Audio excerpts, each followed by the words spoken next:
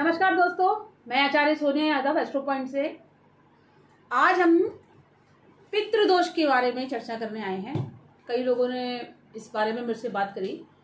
तो वो पूछते हैं लोग, जैसे कि जानकार मेरे पास कई क्लाइंट्स हैं मेरे, तो वो पूछते हैं कि क्या पितृदोष है। अगर पत्री में या कुंडली में या फिर टेवा में अगर ये चीज़ें निकल कर आती हैं कि पितृदोष क्या है, क्या इससे हमें नुकसान हो सकते हैं,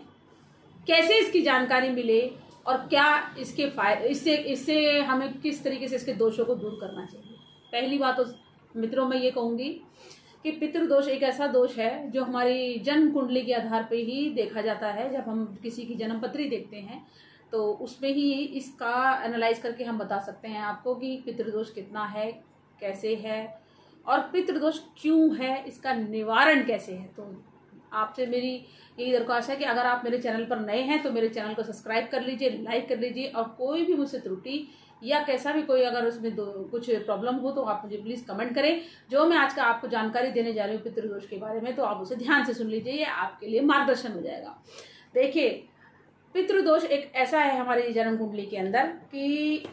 जैसे कि हम कभी खाना खा रहे हैं तो हमारे खाने में कभी बार बार बाल निकलना, हमारा मन विचलित रहना, किसी काम में एकाग्र ना होना, हमारे जो संबंध होते हैं, रिलेशंस होते हैं हमारा, वो कभी किसी से सही तरीके से ना कभी किसी से बनना, घर में कलेश रहना, और पति पत्नी के संबंध ना अच्छे होना,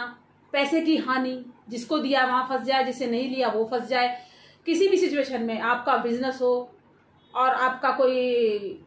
और भी कोई बिजनेस हो या कोई और आप कोई कार्य करते हो, नौकरी हो, किसी भी चीज़ में अगर प्रगति के लिए या कोई उसकी उन्नति के लिए आप अगर सोच रहे हो कि मैं इस चीज़ में आगे तरक्की कर सकता हूँ, तो पितृदोष में ये सब चीज़ें होती है कि आपको वो प्रोग्रेस नहीं देगा, संतान में आपको सुख नहीं देगा, संतान की आपको तरक्की नहीं देगा, आपके घर में कलह कलेश रहेगा, आपके मित्रों में आपसे संबंध अच्छे नहीं रहेंगे, आपका जो स्वभाव है वो चिड़चिड़ा रहेगा, आपका घर में एकाग्र मन नहीं लगेगा, मन बड़ा विचलित रहेगा, आपकी मन की व्यथा तो मतलब आप ही जान सकते हैं। पितृदोष के कई कारण हैं और घर में ज़्यादातर चीज़ों का नुकसान हो जाना। एक तो यही है कि हर समय इलेक्ट्रॉनिक सामान खराब होना और बहुत सारी चीज़ें चोट चपेट लगना, एक्सीडेंट होना। आप यकीन नहीं करेंगे कि पितृदोष के दोष इतने ज़्यादा हैं। ये पितृ यानी कि हमारे पूर्वज, जो उनके कर्म, अगर कोई उसमें कोई किसी की अकाल मृत्यु हो जाती है या फिर कोई किसी को अगर मार देता है जान से, तो वो भी दोष लगता है। और भी ऐसे जो हमारे पितरों के कर्म हैं कि जो उनकी संतानों को भोगने पड़ते हैं, ऋण है वो भोगना पड़ता है कि माता पिता ने, दादा परदादा ने कोई कर्ज ले लिया था तो आज तक चुकता नहीं हुआ, किसी स्त्री को दुखी किया था वो नहीं हुआ, या फिर कहते हैं कि भ्रूण हत्या कर दी, वो भी एक दोष है। बहुत सारी चीज़ें हैं इसके अंदर, अगर बोला जाए तो इस पर चर्चा बहुत लंबी हो सकती है। तो ये दोष, बार बार खाने में आपके बाल निकलना, एक्सीडेंट्स होना, किसी काम में तरक्की ना होना, एकाग्र ना होना, ऐसी चीज है पितृदोष की। लोग कहते हैं कि हम तो काम धंधा खोल के बैठे, हमने लाखों रुपया लगा दिया और अभी तक इसमें हमें कोई बेनिफिट नहीं हो रहा। तो मित्रों मैं ये कहूंगी कि अब आप कहेंगे कि इतनी सारी चीजें हैं, इसमें और भी ऐसी सारी बातें हैं कि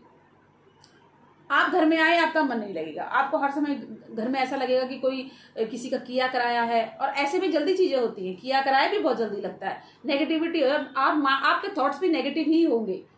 चिड़चिड़ा मन रहेगा, किसी चीज में मन नहीं लगेगा, पैसे की हमेशा हानि बनी ही रहेगी, कभी पैसे का लाभ नहीं होगा, भूमि होगी तो वो बिक जाएगी और है तो उसमें सुख प्राप्त नहीं होगा, और कोई तरक्की नहीं कर पाएंगे, है ना। अगर बच्चों की कोई गवर्नमेंट जॉब लगनी हो या कोई और हो, सब में अड़चन आती ही रहेगी। तो मेरी जानकारी आज इसी वीडियो के माध्यम से ये है, सारा कुछ जो भी मैंने एनालाइज किया है कि हाँ, पहले तो मैं आपको ये बात बता दूं, जो मैंने आपको दोष बताए हैं, इन दोषों के कारण ये तब ही सक्सेस हो सकते हैं जब आप अपने डेट ऑफ बर्थ से एनालाइज, किसी अच्छे ज्योतिष को एनालाइज कराएंगे, उसका कुंडली का विश्लेषण करवाएंगे। कुंडली के विश्लेषण के आधार पे ही इसके उपाय, रेमेडी दी जाती है। तो आप अच्छे किसी जानकार से इसको एनालाइज कराइए कुंडली को, ताकि पितृदोष पता लगे कि उसका निवारण कैसे होता है। वैसे तो जगह जगह, स्थान स्थान पर, धार्मिक स्थलों पर आजकल पितृदोष की बहुत सारी ऐसी जगहें बन गई हैं जहाँ पे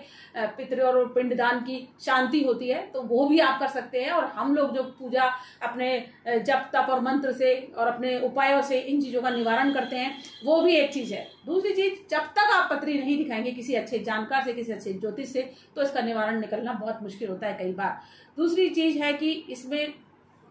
आपके डेट ऑफ बर्थ देना बहुत जरूरी है, जिससे हमें प्रत्यक्ष पता लगेगा कि इसमें क्या दोष है, कितना दोष है और इसमें कैसे कैसे इसका निवारण हम दे सकते हैं। तो सबसे पहले होल सोल इसमें कुंडली दिखाना